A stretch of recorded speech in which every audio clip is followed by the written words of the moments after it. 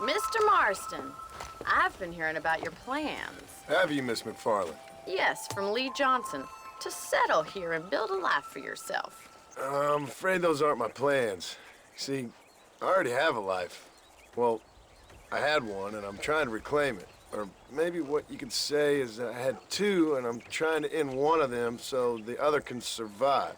You do so love to talk in riddles, Mr. Marston.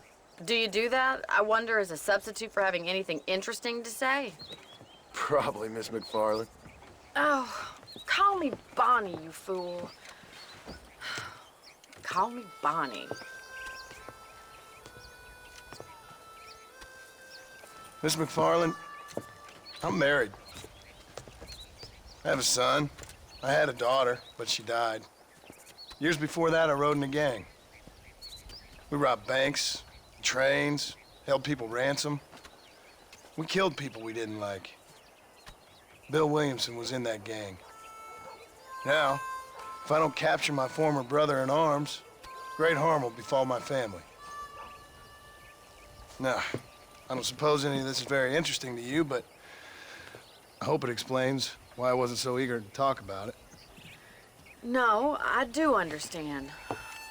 I had no idea. You poor man. Even in this new country, memories don't really fade. My father was an illiterate Scot born on the boat into New York. He never saw his homeland, but to hear him talk about it, you'd imagine he only ever ate haggis and wore a kilt. And he hated the English for what they had done to his great-grandparents that he'd never met. People don't forget. Nothing gets forgiven. That's true, especially when it comes to money. And you know, even now, after all his labors, my father's debts are still terrible. I worry every day about us losing the ranch. It would kill him. My father died when I was 8 years old.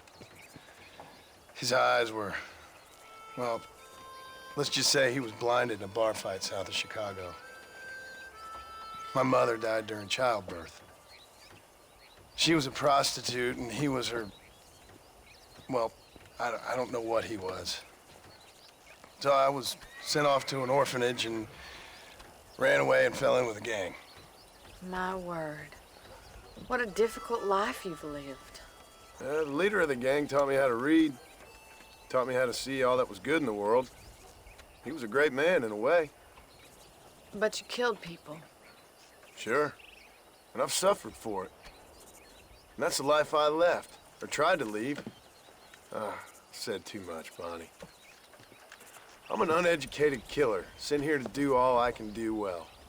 Kill a man in cold blood so that another man may do his part to cut crime in an area, and a rich man can be elected governor on the back of these promises. Civilization is a truly beautiful thing, Mr. Marston. Listen, can you help me? Well, I can try. What do you need, money? No, nothing so complicated. I need an extra hand to take out the herd to pasture. Sure. Point me in the right direction.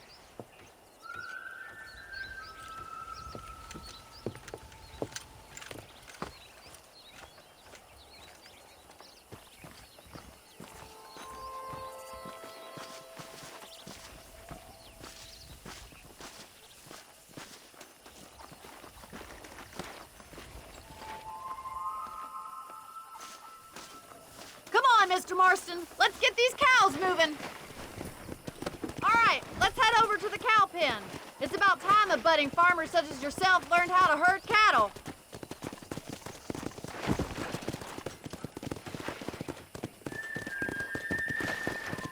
Thank you for telling me all that back there. It must have been hard for you. I hope you understand now why I've been playing my cards somewhat close to my chest. I didn't know you had a wife and child. Then again, I don't think I ever asked. They're lucky to have a man like you. How are you, Miss McFarland? Go! Easy now.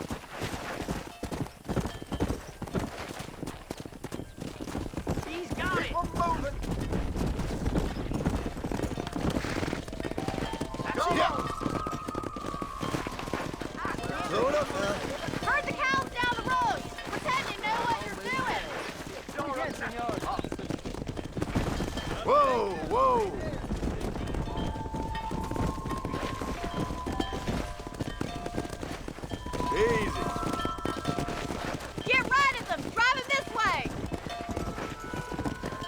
Easy.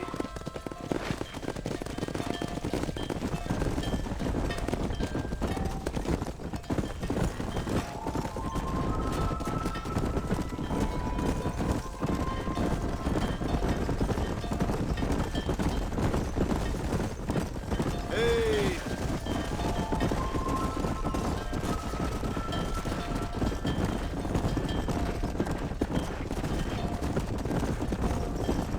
Come on. Slow up. Nail it down! He's just showing off Come now. on, easy up there. Keep going!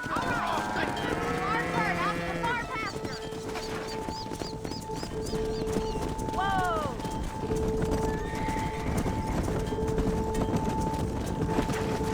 Wait back and forth behind him! Keep it nice and tight!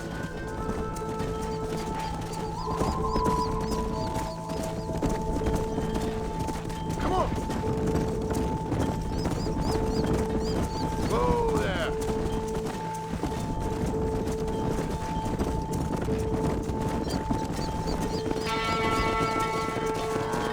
Whoa.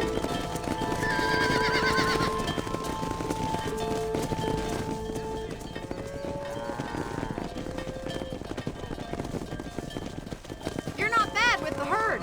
Ranching might be your true calling, Mr. Marston. Either that, or you were a cow in a past life. Thank you, Miss McFarland. I'll see you later. I have work to do back at the ranch.